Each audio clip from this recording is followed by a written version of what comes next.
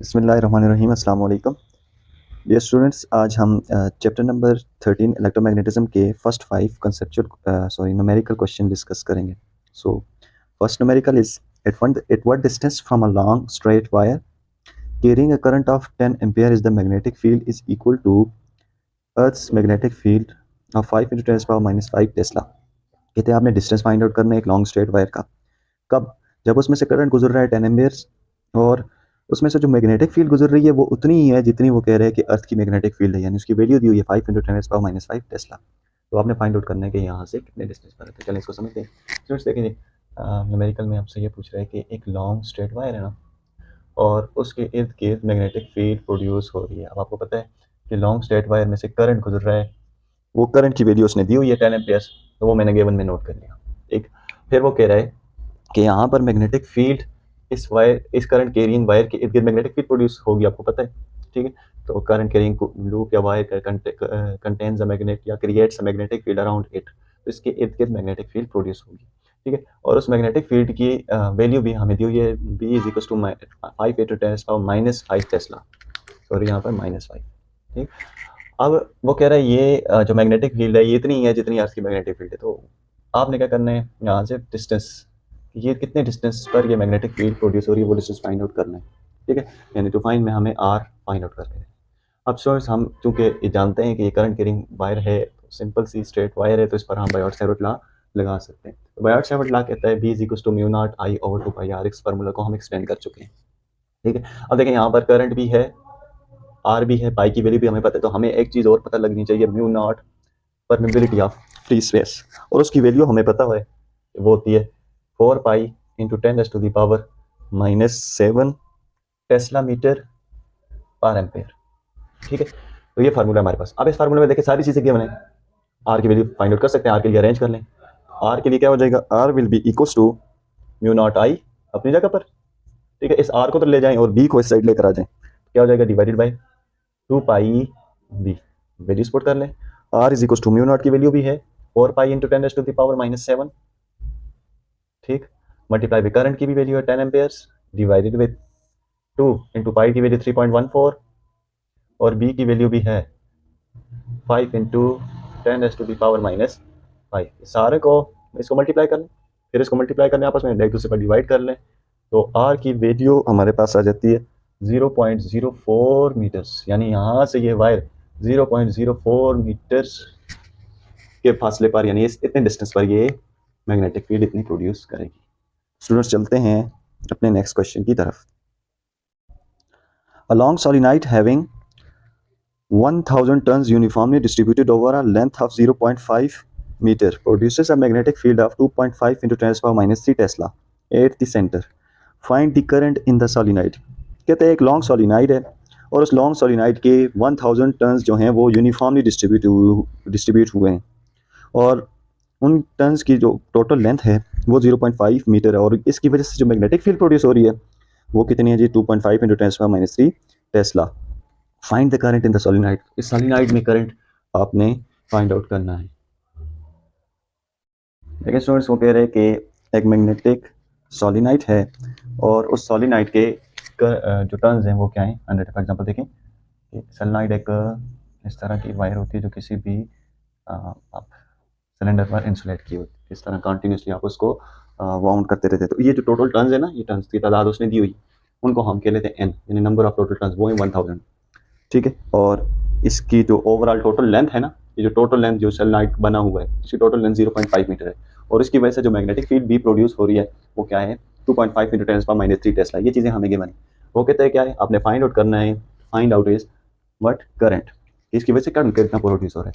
Students हमें पता है क्योंकि ये सोलिनॉइड है, तो सोलिनॉइड के लिए हम रिलेशनशिप फाइंड आउट कर चुके हैं। Magnetic field due to a current carrying solenoid is B is equal to N, capital N number of turns divided by length L mu naught into I. अब देखें यहाँ पर फिर म्यू नॉट की कमी है, तो मैं इधर फिर म्यू नॉट को दोबारा लिख लेता हूँ। म्यू नॉट किसकी इक्वल हो जाएगा, mu naught is equal to 4 pi into 10⁻⁻7 tesla metre per ampere. ठीक है, तो ये magnetic field due to current carrying solenoid. अब देखें यहाँ पर सारी चीज़ें बी भी है, एन भी है, एल भी है, म्यू नॉट भी है, तो आई के लिए अरेंज कर लें। आई के लिए क्या हो जाएगा, I will be equals to, I को इधर ही छोड़ दें, ये चीज़ें इधर क्या हो रही हैं, मल्टीप्लाई साइड जाकर डिवाइड हो जाएंगी, और ये डिवाइड और दूसरी साइड जाकर मल्टीप्लाई, तो अरेंज करके लिख लें, क्या हो जाएगा, L B divided by N times mu naught. ठीक है, सारी वैल्यूज हैं आपके पास, पुट कर लें। I will be equal to, L कितना है 0.5 multiply with B is 2.5 into 10 raised to the power minus 3 divided by n is number of turns 1000 multiply with mu naught is 4 pi into 10 raised to the power minus 7। तो यहाँ से current आपके पास निकल के आ जाएगा, current की value आ जाएगी 1 ampere, यानी 0.99 एम्पेयर तकरीबन आता है, which is equal to 1 ampere, यानी सनलाइट की वजह से 1 एम्पेयर करंट प्रोड्यूस होगा। Next numerical is numerical number 3, a proton moving at right angles to a magnetic field. कहता है एक प्रोटॉन मैग्नेटिक फील्ड के राइट एंगल्स मीन परपेंडिकुलर, यानी एंगल थीटा 90 लेकर जा रहा है, ठीक है, ऑफ 0.1 टेस्ला एक्सपीरियंस। अब देखो वो मैग्नेटिक फील्ड, टेस्ला यूनिट है मैग्नेटिक फील्ड का, तो मैग्नेटिक फील्ड दी हुई है 0.1 टेस्ला, एक्सपीरियंसेस ऑफ फोर्स, और उस पर फोर्स कितनी लग रही है, मैग्नेटिक फोर्स, ठीक है, मैग्नेटिक फील्ड के अंदर आएगा तो कौन सी फोर्स होगी, मैग्नेटिक फोर्स, तो वो है 2 × 10⁻12 न्यूटन। एक चीज़ें के मैंने, what is the speed of proton, proton की स्पीड क्या है, तो गिवन नोट कर लेते हैं।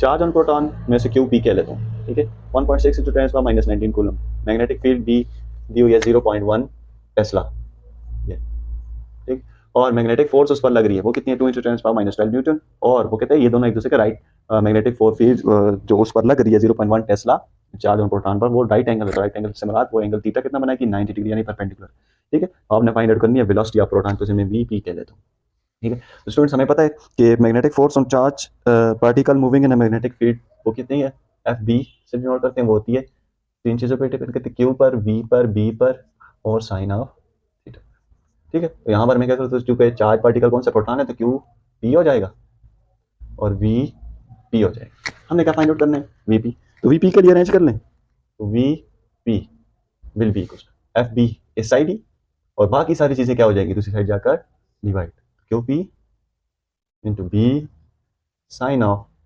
थीटा, वैल्यूज हैं, सारी वैल्यूज उठाकर इसमें पुट कर लें, 2 × 10⁻12 divided by charge on proton is 1.6 × 10⁻19, B is 0.1 Tesla, and sine of angle is what, 90 degree, सारी चीज sin 90 is 1, तो यहाँ से सारी वैल्यू पुट कर लें, Vp will be equals to, तो आपके पास वेलोसिटी यानी sorry speed of proton is 1.25 × 10⁻8 metre per second आ जाएगा।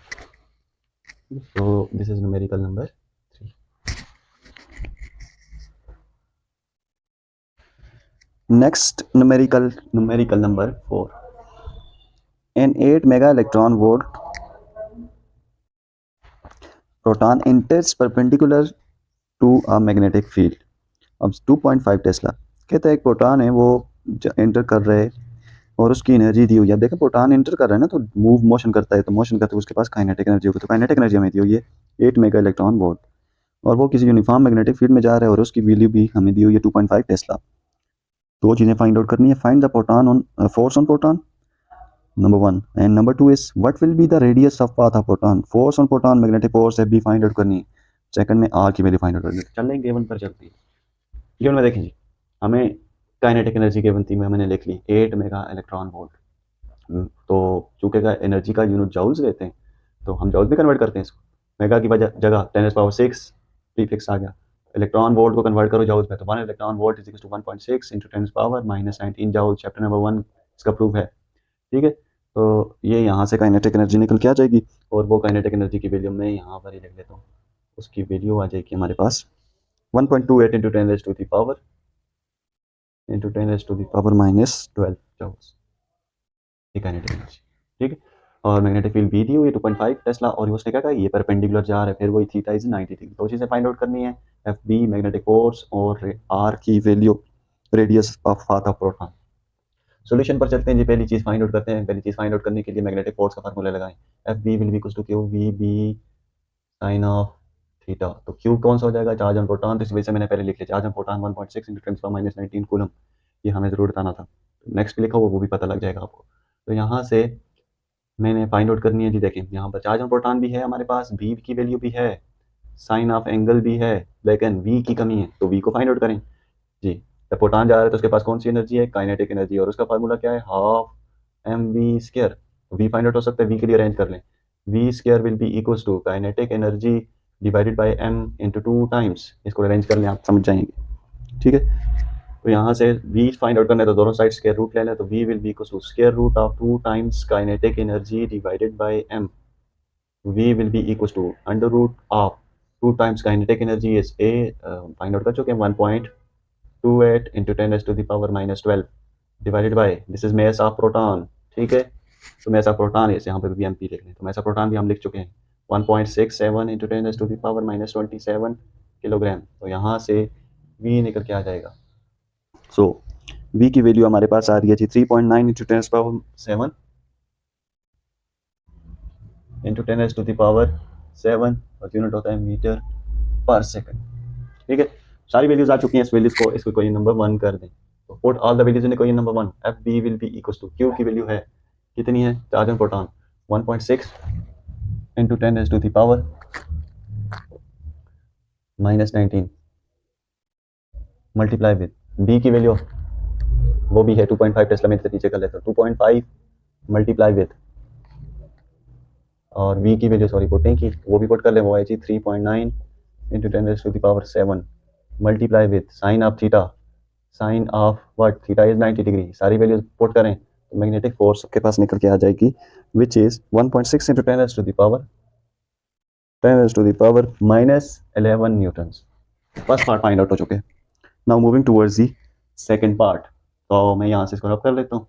पार्ट बी में बच्चों हम लोगों ने रेडियस फाइंड आउट करना है। तो चार्ज पार्टिकल है, तो चार्ज पार्टिकल के लिए हमने जब वो सर्कुलर पाथ में मूव करता है तो चार्ज टू मास रेशो हमने फाइंड आउट की हुई by putting this formula. Charge to mass ratio, mass charge किसका है, प्रोटॉन का, और मास ऑफ प्रोटॉन हो जाएगी is equal to v divided by b into R, ठीक है। तो यहाँ से r के लिए अरेंज कर लें, r will be equals to v multiply हो जाएगा किससे, mp से, divided by b multiply with q p, ठीक है। तो यहाँ से r की वैल्यू पुट कर लें, सारी वैल्यूज हैं आपके पास। v आप हम पहले फाइंड आउट कर चुके, तो वीडियो को थोड़ा सा पीछे करके देख भी लें, या आपने नोट कर लिया होगा तो वहाँ से कर लें। 3.9 इंटू 10⁻7 अभी हमने फाइंड आउट की, multiply with mass of proton 1.67 into 10⁻⁻27 magnetic field दी हुई है वो है 2.5 टेस्ला, और मल्टीप्लाई हो रहे हैं चार्ज ऑन प्रोटॉन 1.6 इंटू 10⁻⁻19। तो यहाँ से रेडियस कैलकुलेट होकर आ जाएगा विच इज 0.17 मीटर्स। ये न्यूमेरिकल भी आपका सॉल्व हो गया। Next numerical number 5, what is the time period of an electron projected into a uniform magnetic field. Time period find out करना है किसका, इलेक्ट्रॉन का, और वो उसको किसने रख लिया, यूनिफॉर्म मैग्नेटिक फील्ड में, ऑफ 10 मिली टेस्ला, और वहाँ पर मैग्नेटिक फील्ड कितनी प्रोड्यूस हो रही है जी 10 milli tesla, and moves in a circle, और वो सर्कल में मूव कर रहा है, और उस सर्कल का रेडियस दिया हुआ है 6 सेंटीमीटर, ठीक है। तो हमें फाइंड आउट करना है टाइम पीरियड। और गिवन पर चलते हैं जी, गिवन पर हमें देखिए मैग्नेटिक फील्ड बी दिए हुए है 10 मिली टेस्ला, तो मिली को कन्वर्ट कर लें, 10⁻⁻³ होती है मिली की वैल्यू, तो ये कन्वर्ट हो जाए, आर 6 सेंटीमीटर दिया हुआ था, 6 इंटू 10⁻⁻2 मीटर हो जाएगा। नाउ टू फाइंड हमने क्या करना है, टाइम पीरियड। अब हमने ये सीखा हुआ है कि ये टाइम पीरियड का फार्मूला कहाँ से आएगा, तो आपने circular motion of charge particle in uniform magnetic field में वहाँ पर टाइम पीरियड आप फाइंड आउट कर चुके थे, तो वहाँ से टाइम पीरियड की वैल्यू आपके पास आ जाती है 2πm/q_v, सारी वैल्यूज हैं 2। अब देखें यहाँ पर मूव कौन कर रहा है, इलेक्ट्रॉन, तो मैं यहाँ पर QE लिख लेता हूँ, और उसकी वैल्यू मैं ऑलरेडी लिख चुका हूँ गिवन, और सारी वैल्यूज आपके पास हैं। और दूसरा मैस किसका हो जाएगा, मैस ऑफ इलेक्ट्रॉन, तो इलेक्ट्रॉन मूव कर रहा है, ठीक है। तो 2 इंटू 10⁻2 और पाई की value 3.14, mass of electron 9.11 into 10⁻31, QE 1.6 into 10⁻19, और मैग्नेटिक फील्ड बी की वैल्यू यहाँ से उठाकर पुट करनी। तो यहाँ से आपके पास टाइम पीरियड कैलकुलेट कर होके आ जाएगा इन seconds which is 3.6 into 10⁻⁻9 second, या आप इसको यूँ भी लिख सकते हैं 3.6 इंटू 10⁻⁻9 नैनो होता है, तो नैनो सेकंड्स ये आपका टाइम पीरियड है। यहाँ तक आज का न्यूमेरिकल्स 5 तक हो गए। नेक्स्ट 5 न्यूमेरिकल नेक्स्ट वीडियो में इंशाल्लाह आपसे शेयर करेंगे। तब तक के लिए अल्लाह हाफिज़।